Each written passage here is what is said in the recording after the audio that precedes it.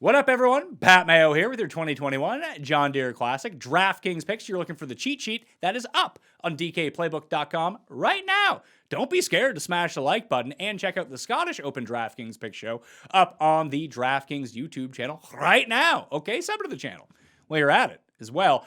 I look at this field and it is incredibly weak. The weakest field of the 2021 PGA Tour season, which makes a lot of sense because a lot of the biggest names are either taking the week off or playing in the Scottish Open in anticipation of the British Open, which is in a week's time, the year's final major. However, there is one spot available here this week for the top finisher not yet qualified who finishes inside of the top 5. So a lot's on the line outside of the gigantic payday that you're going to get for actually winning this tournament.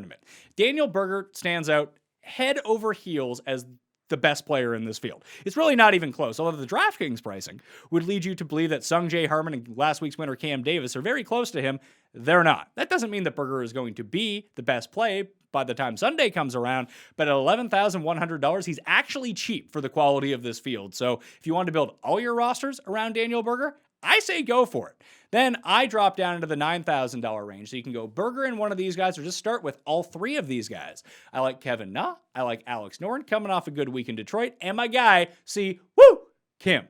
Na and Kim are just going to be relatively unowned because people are so terrified at this elevated price that they're going to miss the cut, which, in fairness, is a pretty good observation. Both guys not trustworthy in the slightest. However, amongst all of the names in the $9,000 range, and hell, even in the $10,000 range, whether it's Harmon, Davis, Henley, Streelman, Seamus Power, Aaron Wise, Na and Siwoo actually win PGA Tour events. They might miss the cut more often, but they actually win more often. So if you're shooting for ultimate upside in the $9,000 range, Na and Siwoo Kim are where you want to go. I like Noren as well. Those are the three guys in the nines that I like a lot. Then we drop into eights, and again, you're just seeing guys that were really good last week garner all of the ownership. So you're going to see Glover, Merritt, Lee Biota, all garner substantial ownership. I think you can go away from that. Go with Maverick McNeely at 88, who is coming off a good week, but is not saying the same sort of love.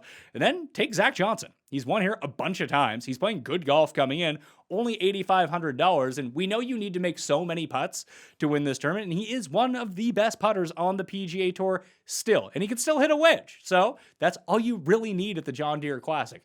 In the sevens, I think there's a nice contingent in the upper sevens that if you did want to go somewhat balanced, that you can really build a lot of good, solid lineups around. And that starts with Kyle Stanley at $7,900.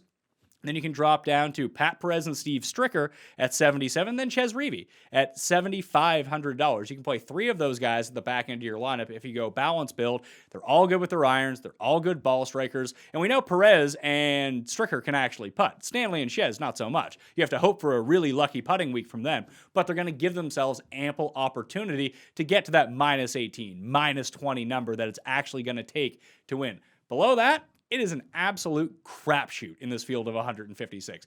I like Henrik Norlander at $7,300. You could probably do worse than Denny McCarthy at an even $7,000. Same with Satoshi Kodaira, who's also $7,000, been putting the lights out, but those guys are putting only type plays. If you need an absolute bomb from the very bottom, a guy coming off a pretty good week in Detroit, Josh Teeter is $6,300. He's not someone you want to play in every lineup, but if you need to jam in as many of these top guys as possible, he is the guy from the very lowest end that I would be going to this week. If you want a full field breakdown, check out the Mayo Media Network YouTube channel for an in-depth breakdown of every single range of the John Deere Classic. I'm Pat Mayo.